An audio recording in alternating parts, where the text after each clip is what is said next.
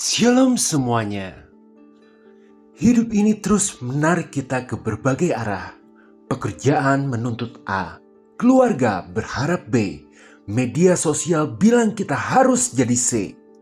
Di tengah semua tuntutan ini, pernahkah Anda bertanya-tanya, apakah arah hidupku ini sudah benar? Tanpa kita sadari, sangat mudah untuk tersesat. Maka kita butuh sebuah jangkar, sebuah standar yang tidak goyah walau dunia di sekitar kita bergoncang. Kita butuh batu penjuru yang bisa kita percaya sepenuhnya. Dan batu penjuru itu adalah ucapan dari Dia yang tidak pernah berubah, Tuhan Yesus Kristus.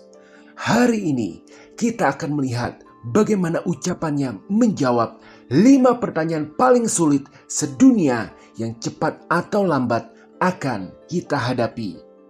1. Bagaimana saya bisa jadi orang sukses?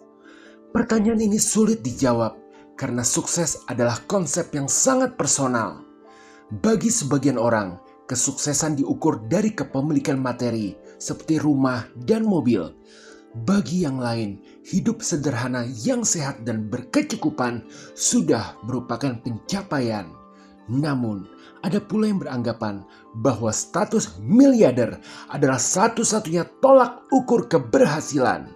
Ini menunjukkan bahwa kesulitan utamanya bukan terletak pada bagaimana cara mencapainya, melainkan pada apa sebenarnya yang ingin dicapai.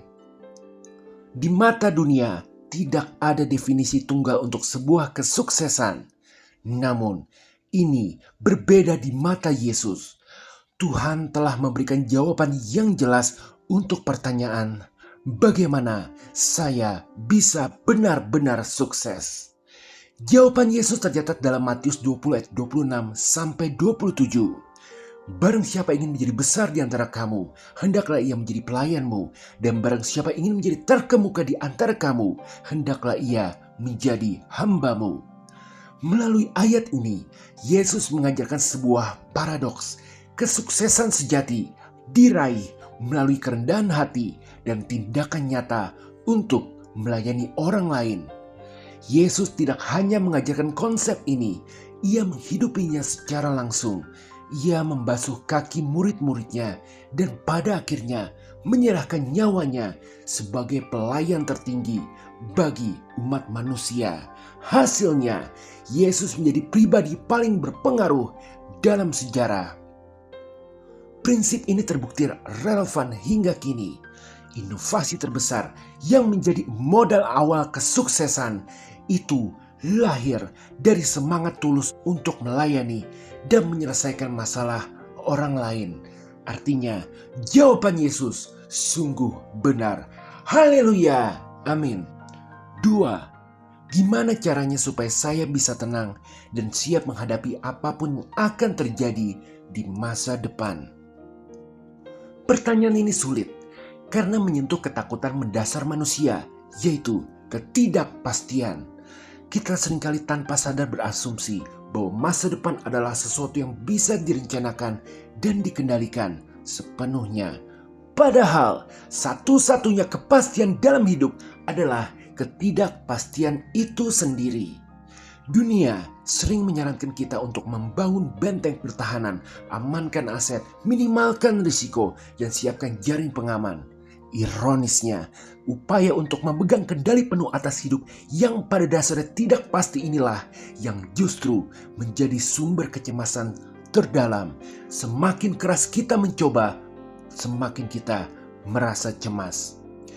Di tengah kegelisahan ini, Yesus memberikan sebuah jawaban yang luar biasa dalam Matius 16 ayat 25. Karena barang siapa mau menyelamatkan nyawanya, ia akan kehilangan nyawanya. Tetapi barang siapa kehilangan nyawanya karena aku, ia akan memperolehnya.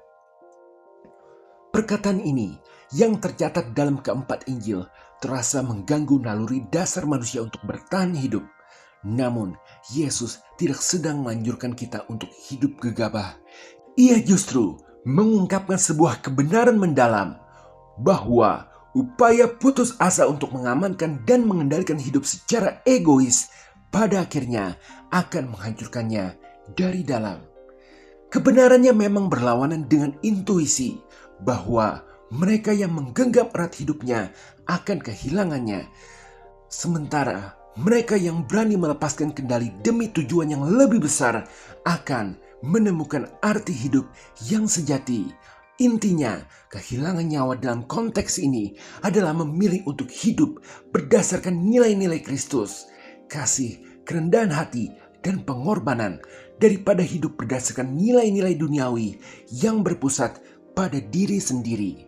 Ketika kita melakukan ini, kita akan berhenti membuat keputusan berdasarkan rasa takut atau rasa egois. Hasilnya adalah kebebasan, stres, dan kecemasan akan berkurang secara signifikan yang pada gilirannya dapat memperbaiki kualitas hubungan dan bahkan finansial kita. Sungguh, masa depan sudah Tuhan jamin. Haleluya. Amin. 3. Kalau ada yang memusuhi, meledeki, atau menghalangi hidup saya, sebaiknya harus bersikap gimana? Saat berhadapan dengan permusuhan, ejekan, atau rintangan dari orang lain, naluri pertama kita adalah bertahan. Ini adalah respon alami yang tertanam dalam diri DNA manusia, lawan atau lari. Dunia seringkali mengajarkan kita untuk menyerang lebih dulu, menetralkan ancaman, dan membangun pertahanan yang lebih kuat, seolah hidup adalah perlombaan di mana kita harus menjatuhkan yang lain untuk menang. Inilah yang membuat pertanyaan ini begitu sulit. Ada pertentangan antara naluri untuk melindungi diri dan panggilan moral yang lebih tinggi. Di tengah dilema ini, Yesus memberikan perintah yang sepenuhnya berlawanan dengan intuisi manusia. Kasihilah musuhmu dan berdoalah bagi mereka yang menganiaya kamu. Matius 5 ayat 44. Perintah ini bukan ajakan untuk menjadi pasif. Sebaliknya, Yesus mengajak kita untuk mengalihkan fokus dari musuh di luar ke pertempuran yang sesungguhnya terjadi di dalam diri kita. Cara kita bereaksi terhadap perlakuan orang lain lebih mencerminkan kondisi hati kita daripada karakter mereka. Jawaban radikal dari Yesus bukan tentang bagaimana cara mengalahkan lawan, melainkan tentang bagaimana kita bisa terbebas dari kebencian yang mengikat kita. Dengan kata lain, mengasihi musuh bukanlah tanda kelemahan, melainkan bentuk peperangan yang paling canggih dan kuat. Ini adalah cara untuk secara aktif memutus siklus kebencian dan pembalasan dendam dengan melawan kejahatan menggunakan kebaikan. Ini adalah senjata untuk menghancurkan permusuhan itu sendiri, bukan orangnya. Jadi, siapa bilang orang Kristen lemah? Justru mereka adalah pejuang paling canggih dan terefektif dalam membasmi kejahatan. Haleluya. Amin. 4. Apa sih tanda Tuhan sudah memberkati? Pertanyaan ini sulit dijawab karena kita seringkali mengukur berkat Tuhan dengan standar duniawi, yakni kesuksesan finansial, kebahagiaan tanpa akhir, atau kehidupan yang berjalan sempurna. Namun realitasnya adalah selama kita hidup di dunia, masalah akan selalu datang silih berganti. Apakah itu berarti Tuhan tidak memberkati kita saat kita sedang kesulitan? Banyak orang bijak mengatakan bahwa selama kita masih bisa makan, berkumpul dengan keluarga, dan sehat, itu sudah merupakan berkat. Itu memang benar, tetapi bagaimana jika kondisi keuangan memburuk atau usaha sedang sepi saat tagihan menumpuk? Di saat seperti itu, definisi berkat menjadi kabur. Disinilah Yesus sepenuhnya membalikan pemahaman kita tentang apa artinya diberkati. Dalam khotbah di bukit, ia berkata, "Berbahagialah orang yang berduka cita, karena mereka akan dihibur. Berbahagialah orang yang lemah lembut, karena mereka akan memiliki bumi. Ucapan bahagia ini mengungkapkan sebuah kebenaran radikal. Yesus menyatakan bahwa perkenanan Tuhan justru seringkali ditemukan di tempat yang paling tidak terduga. Di tengah kemiskinan, penganiayaan, dan kesedihan, Ia menegaskan bahwa Tuhan berada paling dekat dengan mereka yang sedang menderita, orang-orang yang mungkin dianggap dikutuk oleh teologi kemakmuran. Fakta bahwa Tuhan dekat dalam penderitaan ini melahirkan satu pertanyaan terakhir yang paling fundamental. 5. Gimana cara agar iman yang bisa memicu mujizat tetap kuat, terutama saat saya sedang menderita? Pertanyaan ini sangat sulit karena jawaban yang umum didengar seringkali keliru. Kita dinasihati untuk menghancurkan keraguan, tidak mengeluh, dan tetap percaya, seolah-olah iman yang kuat adalah iman yang steril dari segala keraguan.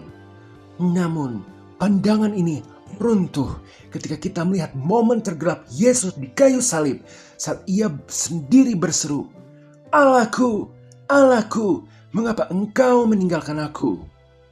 Alih-alih menunjukkan iman sebagai ketiadaan keraguan, Yesus justru mencontohkan iman sejati, yakni iman yang berani bergumul dengan Tuhan di tengah keputusasaan. Ini mengajarkan kita bahwa iman yang tidak pernah diuji oleh keraguan sesungguhnya adalah iman yang rapuh. Kekuatan iman sejati tidak diukur dari seberapa yakin kita merasa, melainkan dari kemampuan kita tetap berpegang pada Tuhan meskipun berada di tengah badai keraguan. Kekuatan rohani tidak ditemukan dalam kepastian yang mutlak, melainkan dalam kesediaan untuk percaya di tengah ketidakpastian. Iman bukanlah sebuah bangunan kokoh yang statis, melainkan sebuah tarian dinamis antara keyakinan dan pertanyaan. Itulah makna sesungguhnya di balik perkataan Rasul Paulus, "Sebab jika aku lemah, maka aku kuat." Sekarang sebagai pengingat, mari kita kembali pada inti dari semua ini.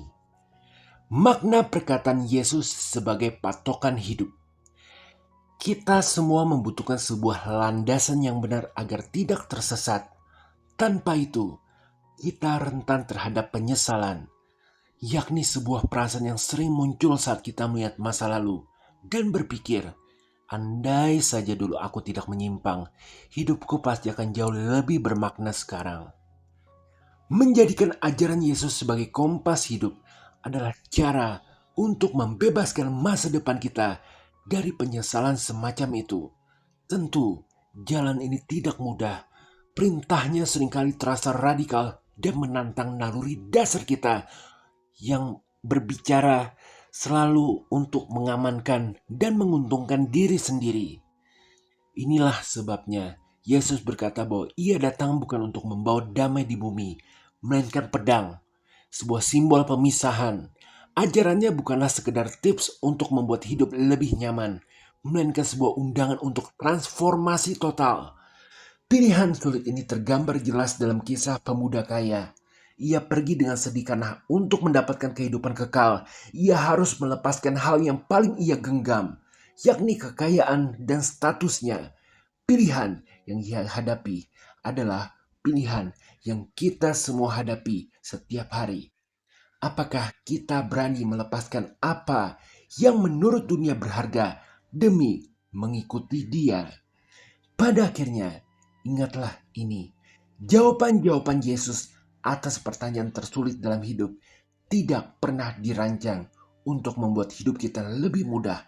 Jawabannya dirancang untuk membuat hidup kita menjadi nyata. Haleluya! Amin.